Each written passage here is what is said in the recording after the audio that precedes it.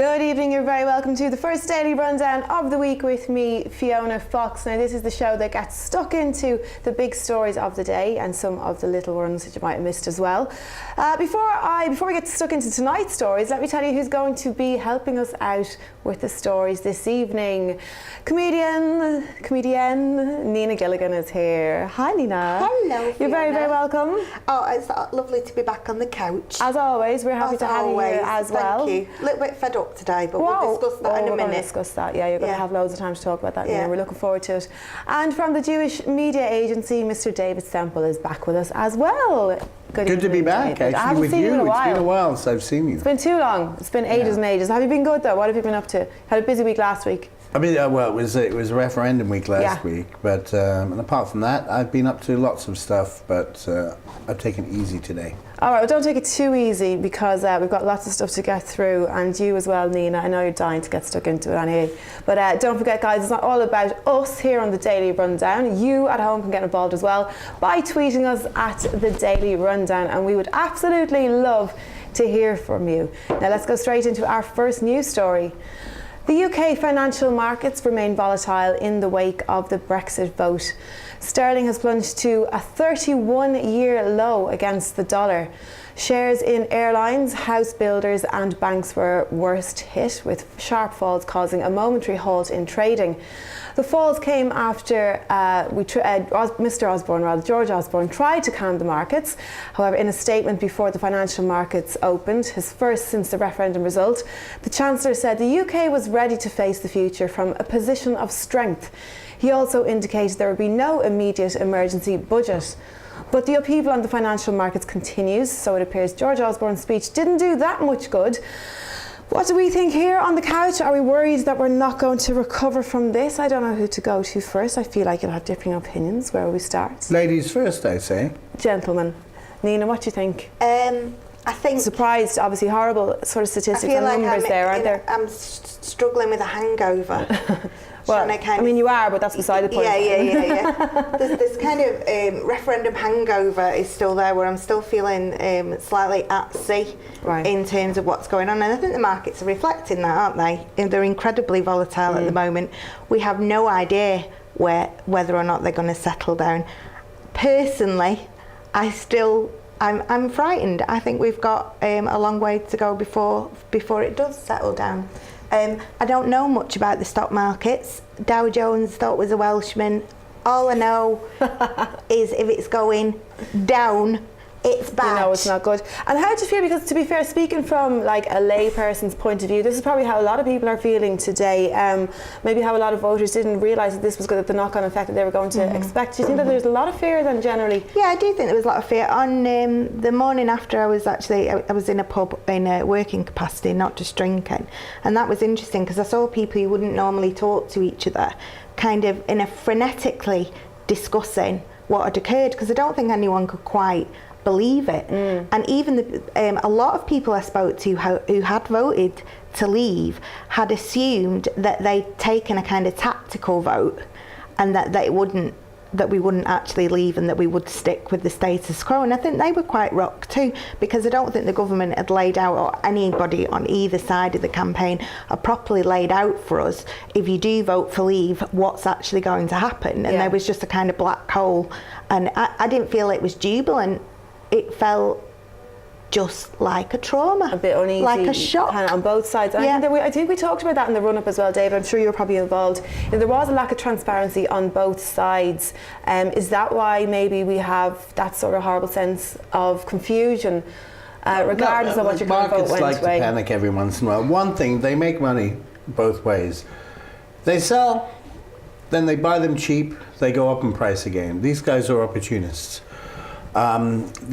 Obviously, the financial insecurity has extended because, one, our Prime Minister copped out and resigned, which he shouldn't have. Oh, I'm interested you said that. Yeah, the Cameron, because, you'd expect him to stay on and do the Article 50 thing from the Treaty of, 2009. David, do you mind explaining that? Because that's only kind of come out over the last couple of days. So for people who aren't aware what Article 50 sort of If you intend entails. to leave the European Union, you can just, what treaty came out in 2009? It started with N. I can't remember. You can just take up Article 50 in that, and that means you've got 2 years to negotiate. So if you're unhappy with it, you can do that. If you intend to leave, you can do that. Yeah. It's a sort of way of putting a grievance in. It's almost like the big red button now, is it, in terms of it triggers a whole set of events, and once you've triggered that, you can't untrigger it. And I think Cameron has copped out that he's kind of gone, well, I'm not going to be the man to press the button. No, I'll let someone else do that. Well, obviously he campaigned for the Remain side. Why he called the referendum, I don't know. If he was campaigning for the Remains, he had to be prepared. If he called the referendum, he said he'd stay on as Prime Minister, and everybody asked him to stay on and carry out the next couple of years. But obviously he copped out, so it's a shortcoming in his own character, I think, because I would have stayed in and done what I have to do. But the Article 50 just gives 2 years' notice, during which you've got 2 long years, and it can be extended for 3, 4, 5, 6 years, to negotiate with the European But what Union. we're hearing from Europe, certainly immediately after, was they were reactive, weren't they? And they were saying, we don't want you to hold off too long with the Article 50 because you're destabilising us, and that if you do press the button, then you might get a better deal. Well, For leaving quickly if we, and amicably rather than a protracted divorce. If we don't do Article 50, we can't leave the European Union. I mean, the alternative of actually repealing the European Communities Act of 1972, I think wouldn't work in courts, because we have since 1973 been subject to this supranational law, which means that there's a law above us, which is part of the European Union. If we pass an act of Parliament that is contrary to European Union law, it just gets knocked down on the courts. So I don't think we could have done that. The Article 50 is the only way, and it's a good thing, because even if you nobody's ever done it. It was never designed to be used, but there had to be a way out, because they kept bringing the Maastricht, all these treaties, and obviously they brought this big constitution in 2009, and we were supposed to have a referendum on it. But we never got. The Irish got a referendum, and they didn't like the result, and they did it again, and the French one too. We were promised a referendum, but of course Gordon Brown wouldn't have one. And if we'd had a referendum on that 2009 treaty, if Gordon Brown had actually let us have one, that would be quite a different case. If we'd accepted that, then we would have accepted the treaty, because the treaty vastly extended the powers of the European Union. So are you? Can I read from that you think that's what should have happened, and we shouldn't be in this situation? Well, if we'd had a referendum at the time, then we wouldn't have signed that treaty, and we would have had to negotiate with them a sort of half in, half out. But it's a very complex thing to explain half in, half out, because we're not part of the euro. Yet, if they go towards, which is not going to succeed at the moment, the ever closer union, towards what they want, which is a state where you've got the same laws everywhere, we wouldn't be part of that anyway, but yet half the legislation that they're passing would still affect us. And that was the problem with the two-tier. They never had a proper two-tier Europe. We were looking for a two-tier Europe, but it was not, they never provided for a proper one, and that is the problem. So if Cameron had done the right thing, I think the markets would be more stable. And then you had George Osborne. I don't know what he's on. I think he went on an all-weekend bender. We didn't see hide the hair of him, did we, Osborne? He was like the Scarlet Pimpernel. I spent all weekend going, where's George Osborne? Has anyone seen this man? On a boat with some Russians. I thought he was off to France. And then of course you have the Jeremy Corbyn thing. So suddenly British politics looks like, wow, not only they're on summer holiday, but both parties don't have a leader at the moment. Well, we're going to cover those two as actually separate stories. We'll run into them, because I feel like as much as we're not avoiding this as a subject for the early part of the week, I think anyway.